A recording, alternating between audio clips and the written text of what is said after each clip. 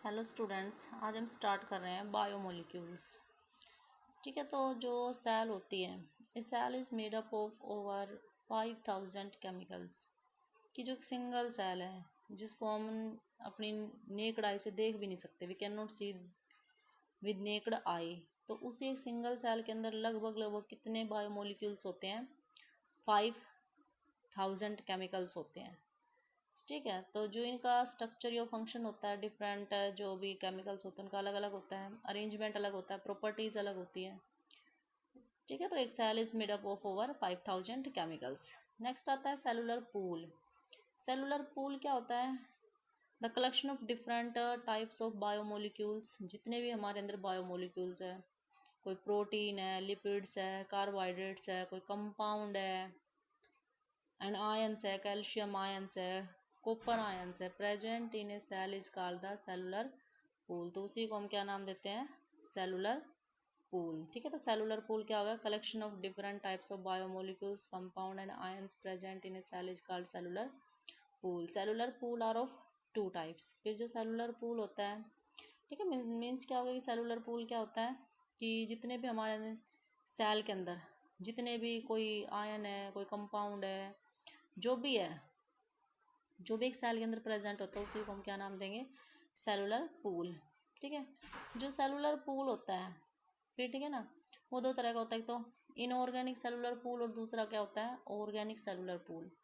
Inorganic cellular pool मतलब कि जो इनऑर्गेनिक कंपाउंड्स हो, जैसे मिनरल्स हो गए, गैसेज हो गई, वाटर, ये सब है इनऑर्गेनिक। ठीक है, H2O वाटर हो गया, ऑक्सीजन हो गई, कार्बन डाइऑक्साइड हो गई। ठीक है, तो वो क्या हो गए? Inorganic compounds. ठीक है, सिंपल से अगर डेफिनेशन बताऊं ऑर्गेनिक और इनऑर्गेनिक बीच में डिफरेंस क्या होता है? ऑर्गेनिक के बीच में कार्बन और हाइड्रोजन जरूर होंगे। ठीक है, ऑर्गेनिक कंपाउंड्स या जो भी ऑर्गेनिक मोलिक्यूल्स होते हो क्या होते हैं, उसके अंदर ऑर्गेनिक के अंदर कार्बन मस्ट प्रेजेंट होगा और उसके साथ हाइड्रोजन। ठीक है ना, तो जैसे पानी है, H2O, इसके अंदर कार्बन नहीं है, तो इनऑर्गेनिक हो गया। ठीक है, तो जो इनऑर्गेनिक कॉन्स्टिट्यूएंट्स क्या क्या हो गए? मिनरल्स है, गैसेज एंड वाटर है। ऑर्गेनिक कार्बोहाइड्रेट्स है, जैसे ग्लूकोज है, ग्लूकोज का फॉर्मूला क्या होता है? C6H12O6। लिपिड्स है, ठीक है, अमीनो एसिड है, प्रोटीन्स हैं, एंजाइम्स, ये सारे हो गए ऑर्गेनिक मॉलिक्यूल्स। ठीक है, जिनके अंदर कार्बन प्रेजेंट हो। तो इनऑर्गेनिक कॉन्स्टिट्यूएंट्स के अंदर क्या आ जाएंगे? मिनरल्स आ जाएंगे, गैसेज आ जाएंगे और वाटर आ जाएगा। ऑर्गेनिक के अंदर क्या आ जाएंगे? Carbohydrate, lipid, amino acid, protein और एंजाइम्स आ जाएंगे। ठीक है, ऑर्गेनिक के अंदर क्या आ जाएंगे? एंजाइम्स। फिर सबसे पहले जो हम क्या पढ़ेंगे इसके अंदर कि जितने भी ऑर्गेनिक मॉलिक्यूल्स हैं, तो सबसे जो भी ऑर्गेनिक मॉलिक्यूल्स है या जो भी है, जो सेलुलर पूल के अंदर ऑर्गेनिक और या इनऑर्गेनिक है, तो उनको हम डिवाइड कर लेते हैं मैक्रोमोलिक्यूल्स और माइक्रोमोलिक्यूल्स। ठीक है, मैक्रोमोलिक्यूल्स लार्ज साइज के होंगे, बड़े बड़े होंगे, मोलिकुलर वेट इनका ज़्यादा होगा। ठीक है, जो भी मोलिक्यूल्स हैं, बायोमोलिक्यूल्स हैं, उनको हम दो कैटेगरीज में डिवाइड कर लेते हैं। एक तो मैक्रोमोलिक्यूल्स होते हैं और दूसरे माइक्रोमोलिक्यूल्स। ठीक है, मैक्रो बायोमोलिक्यूल्स बोल सकते हैं या माइक्रो बायोमोलिक्यूल्स बोल सकते हैं। तो जो मैक्रोमोलिक्यूल्स हैं या बायो मैक्रोमोलिक्यूल्स हैं, वो कैसे होते हैं? Large sized. ठीक है, कैसे होंगे वो? Large sized. जो मैक्रो बायोमोलिक्यूल्स होंगे वो लार्ज साइज्ड होंगे, मतलब उनका मोलिकुलर वेट हाई होगा। जैसे प्रोटीन है, मैक्रोमोलिक्यूल है, कार्बोहाइड्रेट्स है, मैक्रोमोलिक्यूल है, लिपिड्स है, मैक्रोमोलिक्यूल है, न्यूक्लिक एसिड है, मैक्रोमोलिक्यूल्स है। और माइक्रोमोलिक्यूल्स जैसे बिल्कुल सिंपल छोटे छोटे कंपाउंड, जैसे ग्लूकोज है, एक माइक्रोमोलिक्यूल है, मिनरल्स है, माइक्रोमोलिक्यूल है, गैसेज है, माइक्रोमोलिक्यूल्स है, वाटर है, माइक्रोमोलिक्यूल्स है, अमीनो एसिड है, माइक्रोमोलिक्यूल्स है।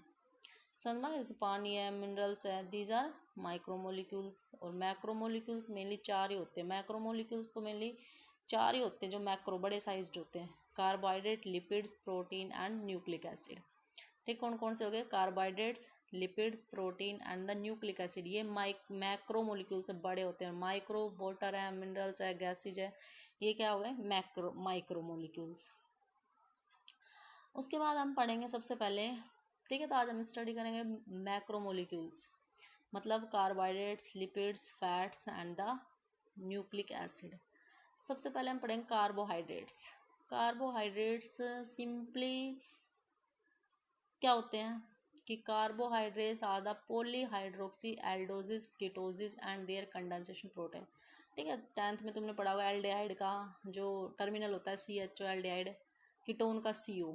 तो जो भी कोई मॉलिक्यूल है उसके अंदर CHO ग्रुप आ जाए या CO ग्रुप आ जाए, ठीक है, CHO क्या होता है एल्डिहाइड और CO क्या होता है कीटोनी ग्रुप, CO क्या होता है कीटोनी ग्रुप। तो या तो CHO ग्रुप आ जाए या CO ग्रुप आ जाए तो उसको हम क्या नाम देंगे कार्बोहाइड्रेट्स। एक सिंपल सी डेफिनेशन कार्बोहाइड्रेट्स। उसके बाद आता है कि जो कार्बोहाइड्रेट्स होते हैं उनका हम जनरली उनको सैचराइड्स भी बोलते हैं। Carbohydrates are called saccharide. Saccharide का मतलब होता है कि जो उनका बेसिक जो कंपोनेंट्स होता है शुगर, टेस्ट में ये शुगर होते हैं। ठीक है, तो कार्बोहाइड्रेट्स भी दो तरह के होते हैं, स्मॉल और कॉम्प्लेक्स। ठीक है, कार्बोहाइड्रेट्स जनरली हम शुगर भी बोलते हैं, सैचराइड्स भी बोलते हैं। कार्बोहाइड्रेट्स को हम जनरली क्या बोलेंगे शुगर और सैचराइड्स को भी, क्योंकि शुगर का सैचराइड का मीनिंग क्या होता है शुगर होता है, बेसिक जो कंपोनेंट होता है शुगर होती है इनकी। फिर जो कार्बोहाइड्रेट्स होते हैं वो भी दो तरह के होते हैं, स्मॉल एंड द कॉम्प्लेक्स। ठीक है, स्मॉल कार्बोहाइड्रेट्स जो होते हैं वो लो मोलिकुलर वेट होता है। ठीक है, जो स्मॉल कार्बोहाइड्रेट्स होंगे मोस्टली सोल्यूबल इन वाटर। ठीक है, जो कार्बोहाइड्रेट्स हैं वो भी दो तरह के होते हैं। ठीक है, तो जो कार्बोहाइड्रेट्स होते हैं मोस्टली दो तरह के होते हैं, small and complex. Small and complex carbohydrate. जो स्मॉल कार्बोहाइड्रेट्स होते हैं सोल्यूबल होते हैं वाटर के अंदर। ठीक है, and have low molecular weight, बहुत ही मोलिकुलर वेट लो होता है। Commonly they are sweet to taste. जो ये स्मॉल कार्बोहाइड्रेट्स होते हैं बहुत ही स्वीट होते हैं to taste and are called sugar, और इनको जनरली हम शुगर ही बोल देते हैं। ठीक है भाई, जो जो कार्बोहाइड्रेट्स होते हैं उनको सैचराइड्स बोलते हैं। फिर जो कार्बोहाइड्रेट्स होते हैं वो दो तरह के होते हैं, स्मॉल एंड द कॉम्प्लेक्स। फिर जो स्मॉल होते हैं उनका सोल्यूबल होते हैं and low molecular weight, sweet to taste होते हैं and they are called such sugars. Small carbohydrates further differentiated into the monosaccharides derived mono. फिर जो स्मॉल कार्बोहाइड्रेट्स हैं उनको दो में डिफरेंशिएटेड कर देते हैं, मोनोसैचराइड और ओलिगोसैचराइड। ठीक है, जो स्मॉल कार्बोहाइड्रेट्स होते हैं जिनको हम जनरली शुगर बोलते हैं उनको हम दो में डिवाइड कर देते हैं, मोनोसैचराइड और ओलिगोसैचराइड। ठीक है, इसमें डिवाइड कर देंगे दो में, मोनोसैचराइड और ओलिगोसैचराइड। और जो लार्ज कार्बोहाइड्रेट्स होते हैं, हाँ लार्ज कार्बोहाइड्रेट्स होते हैं उनको, हाँ बेटा। ठीक है, जो स्मॉल कार्बोहाइड्रेट्स होते हैं उनको जनरली हम शुगर बोलते हैं, दो तरह के होते हैं, मोनोसैचराइड और ओलिगोसैचराइड। ठीक है, जो स्मॉल कार्बोहाइड्रेट्स होते हैं वो दो, एक तो मोनोसैचराइड और आगे क्या पढ़ेंगे ओलिगोसैचराइड। और जो लार्ज कार्बोहाइड्रेट्स होते हैं उनको हम पॉलीसैचराइड पढ़ेंगे। ठीक है, तो स्मॉल कार्बोहाइड्रेट्स, ठीक है, उसमें पहला नाम क्या पढ़ेंगे मोनोसैचराइड। ठीक है, स्मॉल कार्बोहाइड्रेट्स उसमें पहला नाम क्या पढ़ेंगे मोनोसैचराइड्स। तो जो मोनोसैचराइड्स होते हैं they are those sugar or simple carbohydrate which can not be hydrolysed into smaller component. Monosaccharide क्या है भाई, ये जो भी मोनोसैचराइड है उसको हम दोबारा फिर से नहीं तोड़ सकते। ठीक है, अगर हम इसको तोड़ना चाहें ना तो फिर से नहीं टूटेगा। जैसे ग्लूकोज है, फ्रक्टोज है, ये मोनोसैचराइड है। ग्लिसरेल्डिहाइड है। ठीक है, तो ये राइबोज है, डीऑक्सीराइबोज है, ये सब एग्जाम्पल है मोनोसैचराइड के। सबसे मोस्ट जो कॉमन एग्जाम्पल है ग्लूकोज। ठीक है, मोस्ट कॉमनली कौन सा ग्लूकोज है, फ्रक्टोज है, गैलेक्टोज है, ये सारे के सारे क्या है मोनोसैचराइड्स। ये सारे के सारे क्या है मोनोसैचराइड्स। तो जो मोनोसैचराइड्स होते हैं ग्लूकोज, फ्रक्टोज, गैलेक्टोज, हम उनको दोबारा से नहीं तोड़ सकते। ठीक है, जैसे ग्लूकोज है, ग्लूकोज से नहीं तोड़ सकते, मोनोसैचराइड है सिंपली ये। ठीक है, तो ये क्या हो गया मोनोसैचराइड। ग्लूकोज है, राइबोज है, डीऑक्सीराइबोज है, दीज आर कॉल्ड द मोनोसैचराइड। ठीक है, उसे फिर मोनोसैचराइड में कहा जाता है डीराइव्ड मोनोसैचराइड। ठीक है, डीराइव्ड मोनोसैचराइड। तो सिंपल मोनोसैचराइड कि सिंपल होते हैं उनको दोबारा से नहीं तोड़ सकते स्मॉल में, जैसे ग्लूकोज को और फर्दर नहीं तोड़ सकते। फ्रक्टोज है, गैलेक्टोज है, राइबोज है, सीधा एक एग्जाम्पल क्या है इसका राइबोज शुगर। ठीक है, इनको हम फर्दर नहीं तोड़ सकते। ठीक है, राइबोज शुगर इनको हम नहीं तोड़ सकते, राइबोज शुगर इनको हम दोबारा नहीं तोड़ सकते। फिर एक आता है डीराइव्ड मोनोसैचराइड। डीराइव्ड मोनोसैचराइड है कि जिसके आगे कोई दूसरा ग्रुप लग जाए, जैसे कोई शुगर तो एक मोनोसैचराइड है। ठीक है, उसके साथ शुगर के साथ कोई अल्कोहल ग्रुप लग जाए, जैसे ग्लिसरोल, तो पढ़ा होगा 10th में OL किसके लिए होता है अल्कोहल के लिए। कोई अमीनो ग्रुप लग जाए NH2, ठीक है ना, कोई डीऑक्सी ग्रुप लग जाए, कोई एसिडिक ग्रुप लग जाए, तो ये क्या हो गए डीराइड मोनोसेचराइड, ठीक है, ये क्या हो गया, डीराइड मोनोसेचराइड। जैसे डी ऑक्सीराइबो न्यूक्लियोटाइड डीएनए के अंदर पाया जाता है, तो ये सारे सारे क्या हो गए, डीराइड मोनोसेचराइड। उसके बाद आता है ओलिगोसेचराइड, ठीक है, उसके बाद कौन सा आता है, ओलिगोसेचराइड। ओलिगोसेचराइड्स क्या होते हैं, दे आर स्मॉल कार्बोहाइड्रेट्स, ये क्या होते हैं, स्मॉल कार्बोहाइड्रेट्स होते हैं, which are formed by the condensation of, oligosaccharides क्या होते हैं, they are the small carbohydrates which are formed by the condensation of 2 to 9 monosaccharides, कि ये क्या होते हैं, दे आर स्मॉल कार्बोहाइड्रेट्स होते हैं which are formed by the condensation of 2 to 9 monosaccharide, ठीक है। मोनोसेचराइड की जैसे कि मैंने बताया था ग्लूकोज है, ठीक है ना, ग्लूकोज एक मैंने क्या बताया था, मोनोसेचराइड बताया था। तो मोनोसेचराइड ग्लूकोज की 2 यूनिट जुड़ जाए, ग्लूकोज का फार्मूला क्या होता है, जैसे C6H12O6, ये बहुत सारे जुड़ जाए, दो बहुत सारे मतलब या तो 2 से 9 तक जुड़ जाए, तो वो क्या हो गया, oligosaccharide. They are the small carbohydrate which are formed by the condensation of 2 to 9 monosaccharide, ठीक है। 2 से लेके मान लो 2 ग्लूकोज है, एक ये ग्लूकोज, अगर ये एक है तो इसको हम क्या नाम देंगे, मोनोसेचराइड, ठीक है। अगर ये एक है तो इसको क्या नाम देंगे, मोनोसेचराइड, और एक और जुड़ गए साथ C6H12 तो क्या हो जाएगा, ओलिगोसेचराइड। 3 जुड़ गए तो ओलिगोसेचराइड, 2 से लेकर 9 तक जुड़ जाए तो उसको हम क्या नाम दे देंगे, ओलिगोसेचराइड, ठीक है, उसको हम क्या नाम देंगे, ओलिगोसेचराइड। जो ओलिगोसेचराइड्स होते हैं वो they are which are formed by the condensation of 2 to 9 monomer, इसलिए जो ओलिगोसेचराइड्स इनको कंपाउंड कार्बोहाइड्रेट्स भी बोलते हैं, ठीक है। तो जो स्मॉलेस्ट एंड कॉमनेस्ट ओलिगोसेचराइड है, जो ज़्यादातर हम यूज करते हैं, जो कॉमन से हैं वो सेचराइड हैं, वो क्या है, डाइसेचराइड। इनके जो एग्जाम्पल हैं ओलिगोसेचराइड के, इसके मोस्ट कॉमन जो एग्जाम्पल है वो क्या क्या है, सुक्रोज, माल्टोज और लैक्टोज।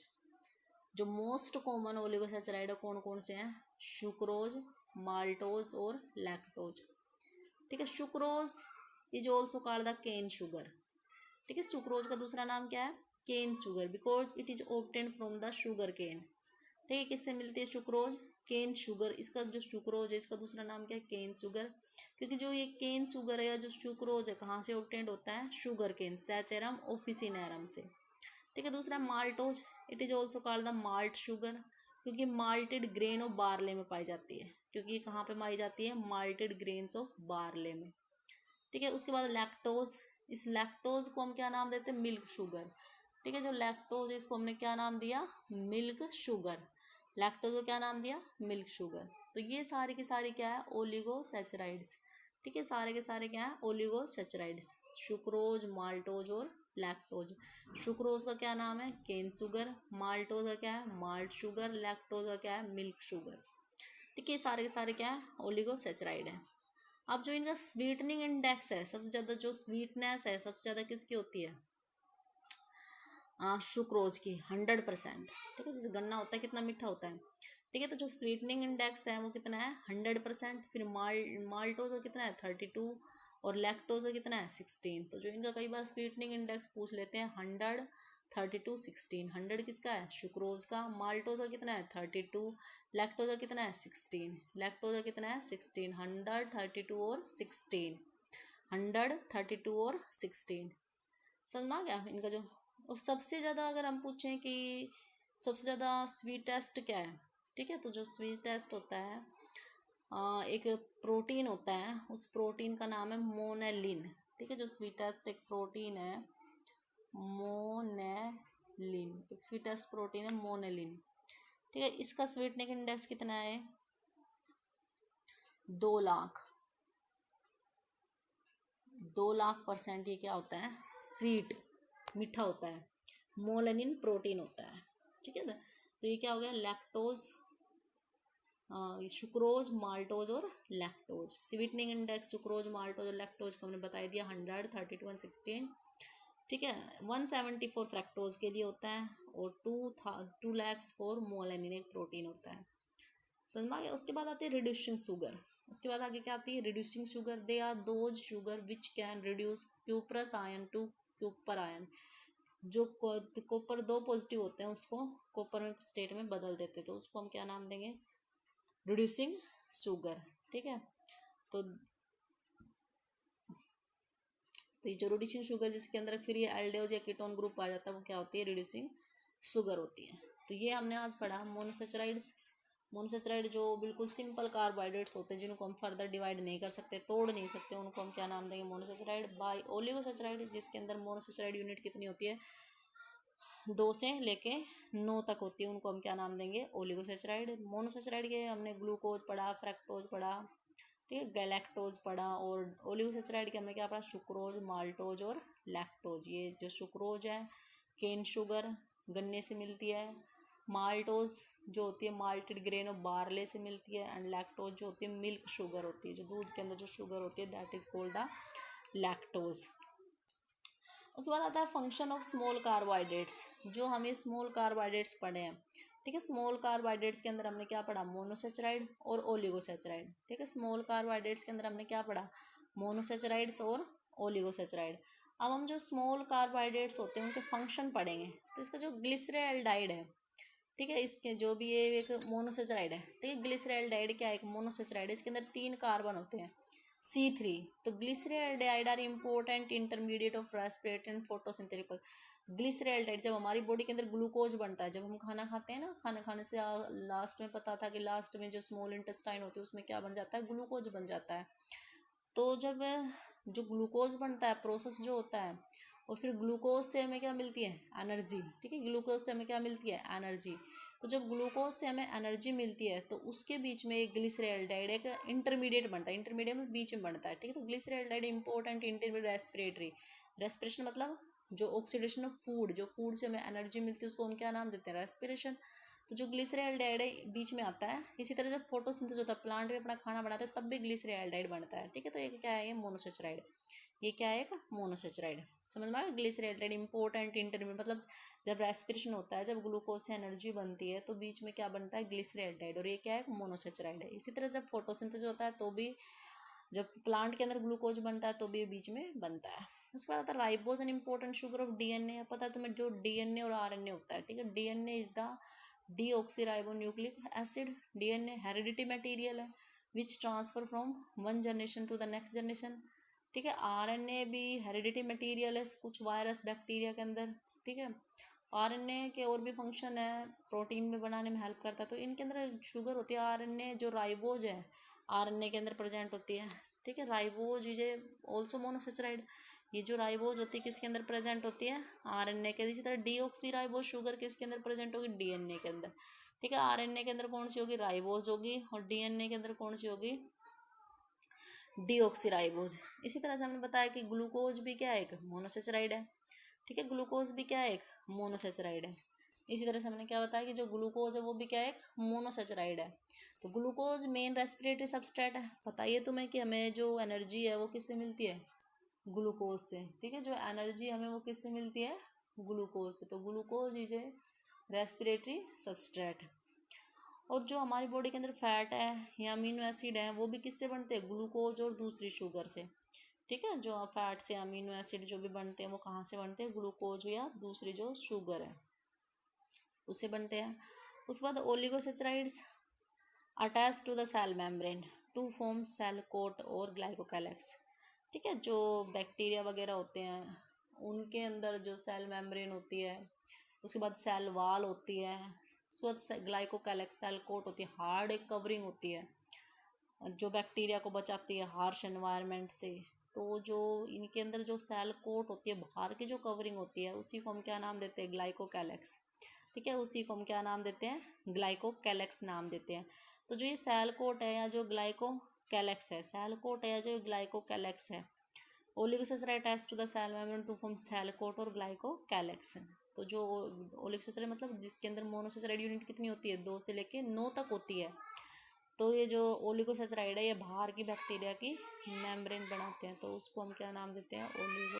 सम प्लांट्स जो होते हैं, कुछ जो प्लांट्स होते हैं वो क्या करते हैं, स्टोर करते हैं oligosaccharide as the reserve. Sucrose sugar के अंदर पाई जाती है, ठीक है। सुक्रोज इसके अंदर पाई जाती है, ठीक है। तो आज हमने क्या क्या पढ़ा, मोनोसेचराइड्स और ओलिगोसेचराइड। मोनोसेचराइड बिल्कुल सिंपल कार्बोहाइड्रेट्स होते हैं जिससे हम फर्दर उसको हाइड्रोलाइज नहीं कर सकते, स्मॉलर कंपोनेंट में तोड़ नहीं सकते, जैसे ग्लूकोज हमने इसका मोस्ट कॉमन एग्जांपल बताया। उसके बाद ओलिगोसेचराइड्स क्या बताया, ओलिगोसेचराइड्स के अंदर हमने ये बताया कि जो ओलिगोसेचराइड्स बनते हैं वो 2 से लेके 9 यूनिट मोनोसेचराइड के जोड़ देते हैं। जैसे 2 ग्लूकोज जुड़ गए, 3 ग्लूकोज जुड़ गए, 4, तो वो ओलिगोसेचराइड बन गए, ठीक है। जो मोनोसेचराइड का मोस्ट कॉमन एग्जाम्पल मैंने बताया था ग्लूकोज है। ओलिगोसेचराइड के जो मोस्ट कॉमन एग्जाम्पल है वो क्या है जैसे कौन कौन से थे, सुक्रोज, माल्टोज और लैक्टोज। सुक्रोज जो स्वीट होता है 100% स्वीट होता है, माल्टोज 32% और लैक्टोज जो होती है 16%। लैक्टोज का दूसरा नाम क्या है, मिल्क शुगर। और फिर इसके फंक्शन बता दिए कि जो ग्लिसरेल्डाइड है वो इंटरमीडिएट बनता है, राइबोज है, ग्लूकोज है, फैट या अमीनो एसिड है, ये जो भी होते हैं इनके फंक्शंस हैं, जो मेन फंक्शंस हैं। फिर जो नेक्स्ट वीडियो होगी उसमें हम क्या पढ़ेंगे, पॉलीसेचराइड्स। ठीक है, तो इसमें हमने क्या पढ़ा, मोनोसेचराइड्स और ओलिगोसेचराइड। या हम जो चैप्टर पढ़ रहे हैं वो क्या है, बायोमोलिक्यूल्स। ये हमारे अंदर कितनी, जो एक सिंगल सेल होती है उसके अंदर कितने बताए कि single cell constitute about 5000 chemicals. एक जो सेल होती है जिसको हम एक नेक्ड आई से देख भी नहीं सकते, बहुत ही छोटी होती है, उसके अंदर कितने केमिकल्स पाए जाते हैं, लगभग 5000 केमिकल्स पाए जाते हैं। ठीक है, और तो उन्हीं को हम जो भी जितने भी कंपाउंड्स है, कोई आयंस है, मोलिक्यूल्स है, जो भी सेल के अंदर पाया जाता है उसको हमने क्या नाम दिया, सेलुलर पूल। फिर सेलुलर पूल के अंदर दो तरह के होते हैं, ऑर्गेनिक और इनऑर्गेनिक। सबसे मैंने जो बता दिया बेसिक डिफरेंस की, जो ऑर्गेनिक होते हैं उसके अंदर क्या मिलेगा हमें, कार्बन। ठीक है, ऑर्गेनिक जो होंगे उसके अंदर हमें क्या मिलेगा, कार्बन। और जो इनऑर्गेनिक होंगे उसके अंदर हमें क्या मिलेगा, कार्बन। मोस्टली जो ऑर्गेनिक कार्बन हाइड्रोजन जरूर होंगे। ऑर्गेनिक के अंदर क्या क्या होंगे, कार्बन और हाइड्रोजन, साथ में ऑक्सीजन भी हो सकती है, लेकिन कार्बन और हाइड्रोजन मस्ट होंगे। और इनऑर्गेनिक से वाटर H2 है तो इसके अंदर कार्बन नहीं है, तो इनऑर्गेनिक हो गया। मिनरल्स है, कॉपर है, कार्बन नहीं, इनऑर्गेनिक हो गया।